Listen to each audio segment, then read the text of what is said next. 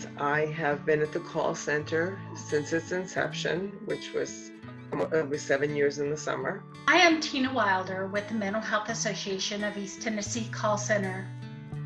I am a Certified Peer Recovery Specialist, a CPRS, and a National Certified Peer Recovery Support Specialist, an NCPRSS. I have had depression and anxiety all my life. Basically, I can track it all the way.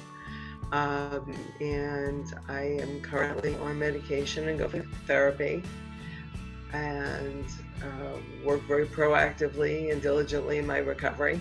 I have a mental health diagnosis, which consists of bipolar with schizoaffective, which means I have high and low mood swings with episodes of psychosis. With me, I see, hear, and feel things that are not real, but to me, they are real.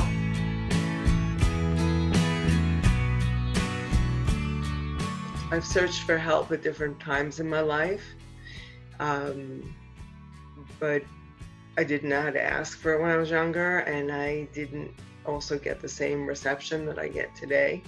So I think it was a combination of me and the world. My job helps me with my recovery.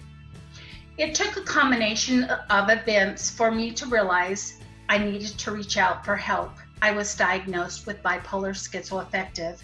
Immediately after stopping my medication, I had many manic episodes and psychotic episodes as well. During that time, I got divorced and met my current husband, Louis. I turned to my family for help and moved to Arizona. However, my bipolar episodes continued and the mood swings became unbearable with deep depressions. We couldn't seem to find the correct medication that worked for me. In all, I was hospitalized 16 times in 12 years and tried to commit suicide 7 times. Most husbands would not have stayed. Louis told me if I chose to try and commit suicide again, he would leave me. I didn't know that I had a choice. Whenever I got to that deep, dark place, I asked for help. I never tried to commit suicide again. I always needed help, but I didn't know what that meant until adulthood, when I finally learned at this stage of my life the trust, because I thought trusting the world, trusting people was an outside job, and I couldn't understand why I had such difficulty in that. And I realized that I didn't trust myself. So I think that that was my first major aha moment in recovery.